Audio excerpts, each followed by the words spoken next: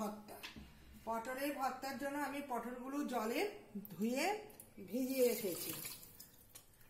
আর এখানে পেঁয়াজ কুচি রেখেছি, রসুন রেখেছি, শুকনো লঙ্কা রেখেছি, আদা গ্রেট করে রেখেছি আর টমেটো রেখেছি। পটল ভর্তার জন্য প্রথমে আমি তেলটাকে ভালো করে গরম করে নেব। তেলের মধ্যে আমি একটু কালো জিরে দিয়ে দিচ্ছি, একটু কালো জিরে দিয়ে দিলাম। এবার দিচ্ছি রসুন কুচি,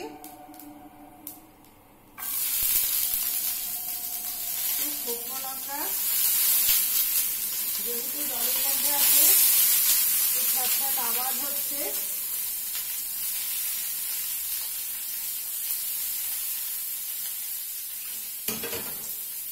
এটাকে একটু সময় দিয়ে হালকা ভাজতে হবে, বেশি ভাজা একদম যাবে না।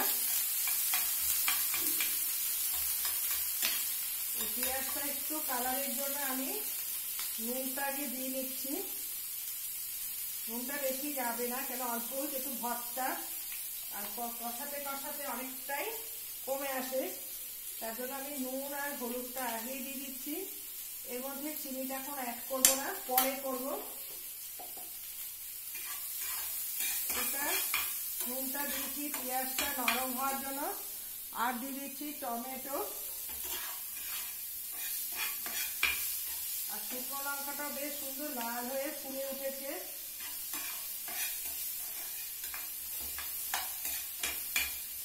আর এখানে শিল আর নোড়াটাই করব, যেহেতু তেল দেওয়া আছে। এবার আদা কুচিটাও দিয়ে দিলাম।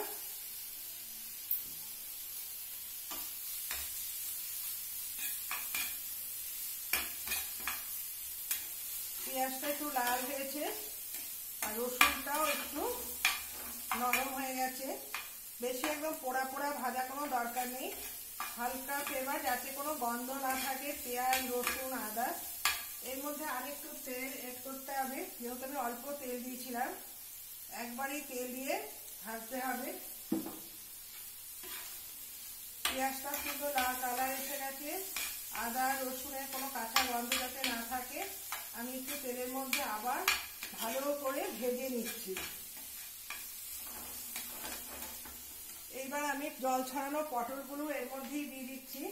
অনেকেই পটলটাকে ভেজে আলাদা করে তুলে নিয়ে তারপরে মশলা দিয়ে কষায়, কিন্তু আমি একসাথেই করে নিচ্ছি আমার সুবিধার জন্য, যা যেভাবে সুবিধে।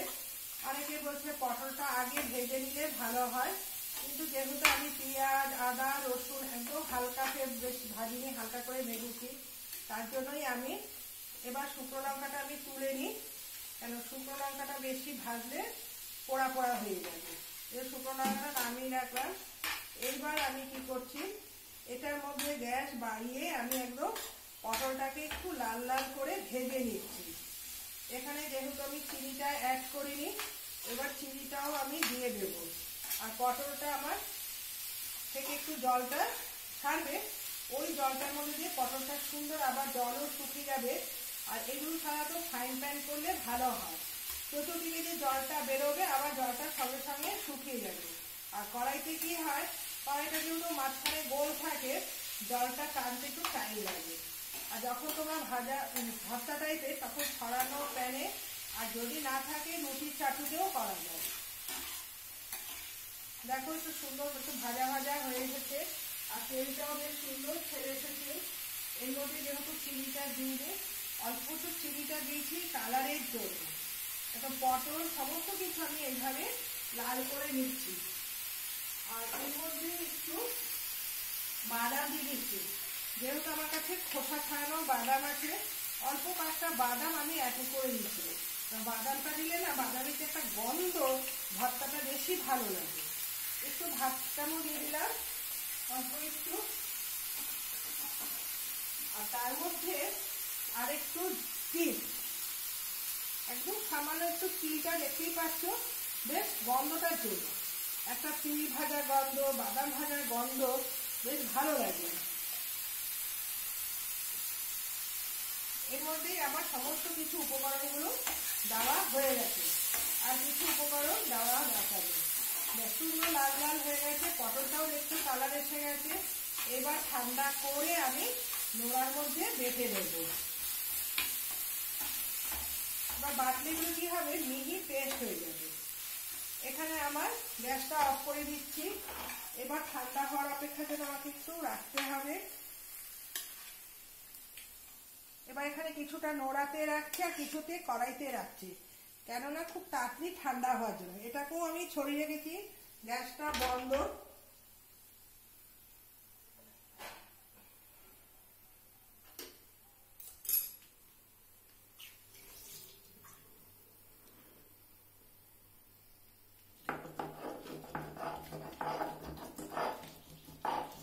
হয়ে গেছে, একটু জল জল আছে, আমি আবার কড়াইয়ের মধ্যে আবার একটু টানিয়ে নেব, তাহলে কি হবে একদম মাখো মাখো সুন্দর তৈরি হয়ে যাবে। এবার ভর্তাটা আমি আবার কড়াইয়ের মধ্যে একটু নাড়িয়ে নেব।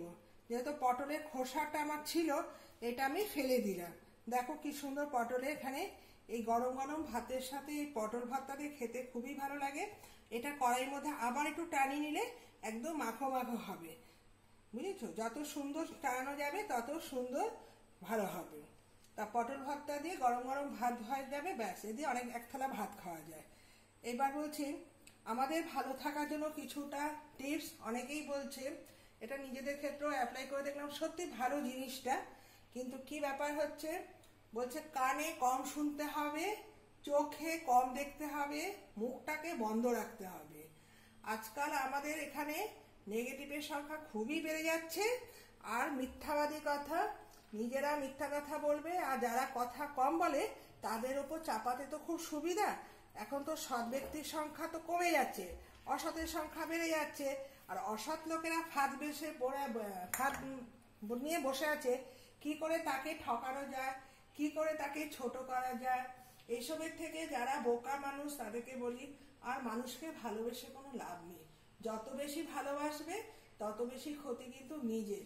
আর যারা মূর্খ, অল্পতে হঠাৎ করে বড়লোক হয়ে যায়, তাদের পাশে তো দাঁড়ানোই যায় না। মানে হচ্ছে তারা কুড়ে ঘর থেকে, কুড়ে ঘর বলবো না, টিনের চাল, আগে তো ম্যাক্সিমাম টিনের চালের ঘর ছিল, আর ছোট ছোট বেড়ার ঘর ছিল। সেই সব ঘরের ছেলেমেয়েরা যদি একটু মানে মুখ দেখে অর্থে, তাদের পাশ দিয়ে রাস্তায় চলা যাবে না। কে ধনী কে বড়লোক আমার দেখার দরকার নেই। ধনী বলো আর ধনী আর বড়লোক মানে একই। আর গরিবরা অনেক কষ্ট করে দিন যাপন করে, আর বড়লোকরা তো সাধারণত বেশিরভাগে কষ্ট করে তো অর্থ উপার্জন করতেই হয়, তাদের কথাটা আলাদা। কষ্ট ছাড়া কিছুই হয় না পৃথিবীতে। যে যেভাবে ভালো থাকবে, যে অনেক অর্থ রোজগার করছে খুব কষ্ট করে, তার অর্থটাকে কি করে কাটবে, দেখা যাচ্ছে তার ঘরে তার বউকে পাগল করছে, বা তার সন্তানকে পঙ্গু বানিয়ে দিচ্ছে। বিভিন্ন রাস্তাঘাটে পেপার আর গল্প দেখলে মাথা হয়ে যায় গরম। নিজের ঘরে তো সন্তান আছে, ভয়ও লাগে এই সন্তানদেরকে পরবর্তী জীবন তাদের কি আসবে।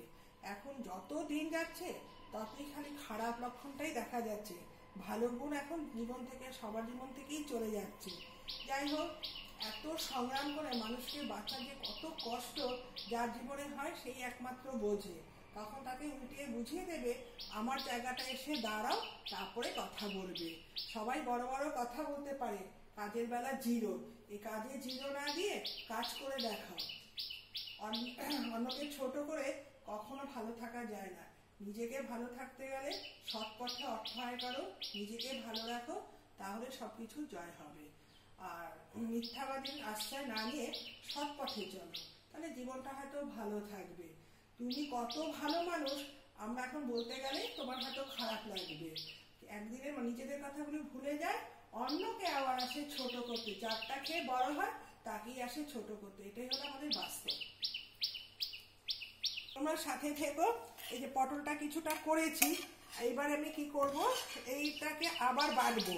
বেটে বাটাটা পুরো কমপ্লিট হয়নি, গরম ছিল তো। এইবার আমি কি করছি, এই চাটুর মধ্যে আবার বসিয়ে দিচ্ছি। বলছিলাম না টানাতে হবে, তা একটু ঠান্ডা করতে করতে তোমাদের সঙ্গে কিছু বাস্তব কথা শেয়ার করলাম। এবার এই যে জলটা বেরিয়েছে, এটাকেও তো আমাদের টানাতে হবে। দেখো, পটল বাটতে গিয়ে যে জলটা বেরিয়েছে, তার ভর্তাটা কোনো টেস্ট হবে না। তার জন্য আমি কি করছি, পটলে যে জলটা ছিল দেখো কি সুন্দর টেনে আসছে। এইভাবে ভর্তাটাকে তোমরা করবে। আবার কড়াইতে যদি একটু ভর্তা মানে একটু শুকনো শুকনো, এর মধ্যে তোমরা একটু ওপর দিয়ে একটু সর্ষের তেল ছড়িয়ে দিতে পারলে আরো ভালো। এটা আমি খাওয়ার সময় দেবো, এখন দিলে কি হবে সর্ষের তেলে যে ঝাঁসটা চলে যাবে। দেখো কি সুন্দর ভর্তাটা আমার টেনে আসছে। এইবার অনেকটা একটুখানি পটল দিলে কি হবে অনেকটাই দেখো কি সুন্দর টেনে, যেটু জল ছিল আমি সব টানিয়ে ফেলেছি। এবার মাখো মাখো হবে, খেতে বেশ টেস্ট লাগবে। ওপর দিয়ে একটু সর্ষের তেল দিলে ভালো হবে, কিন্তু সেটা আমি এখন দেবো না। এই ডেকোরেশনের জন্য একটু শুকনো লঙ্কা রেখে দিয়েছি, এই কড়াইয়ের মধ্যেই থাকবে। যেটু জল আছে একদম শুকিয়ে মাখা মাখা হয়ে গেল। এবার তোমরা সঙ্গে থেকো।